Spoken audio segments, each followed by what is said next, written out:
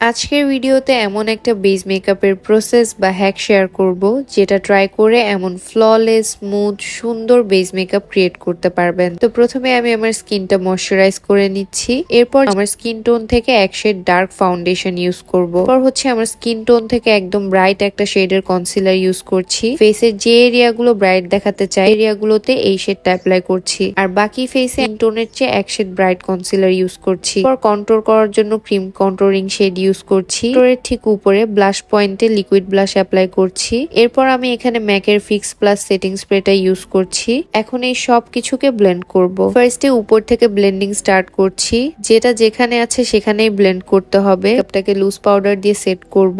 একদম অল্প করে লুজ পাউডার নিচ্ছি এবং এই পাফটার সাহায্যে অ্যাপ্লাই করছি। এরপর পাউডার কন্ট্রোলিং করে নিচ্ছি। পাউডার ব্লাশ দিয়ে লিকুইড ব্লাশটা সেট করে নিচ্ছি। ফিক্সিং স্প্রে ইউজ করে নিব, and here is the result.